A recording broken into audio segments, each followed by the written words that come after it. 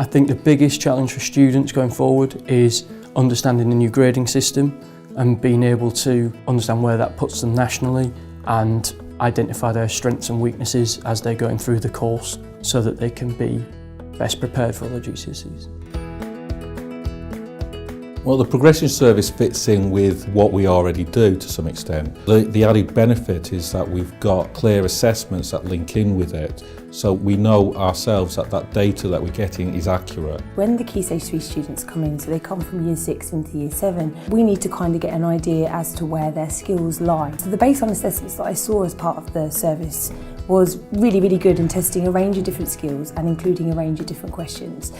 For every assessment, every teacher enters the data required to populate the mark book, and we use that data to do our analysis. We also use that data to do our question level analysis as well, which informs our intervention plans for the department. It gives them that grade that relates to some kind of GCSE type of grade, which therefore then fits in with our current assessment system. And that's what we've been reporting to parents as well. So therefore, one of the things that the progression service offers is that consistency, because it's all linked to the same scale. Therefore, we can actually compare students across different subjects to see whether they're at the right level that they should be.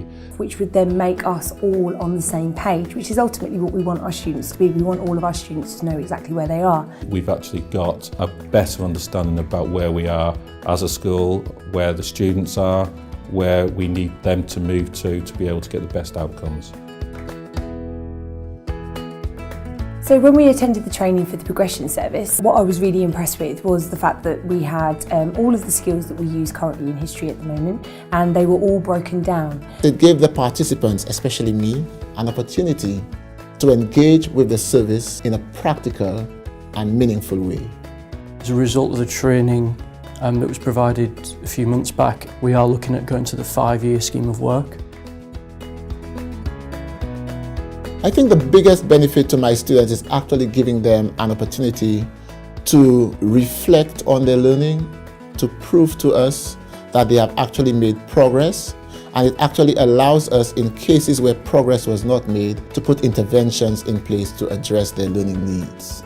Staff have kind of said, okay, so this kid did very well on this part, so we're going to spend less time on this, more time on something new they were weak on. So we have been looking at kind of working on possible displays or working on possible lessons where we can look at those misconceptions and try and deal with those, as well as trying to not just go over all the strengths and knowing that the students might already know that, but actually trying to make sure that we can then challenge them from that. So it becomes a very powerful tool.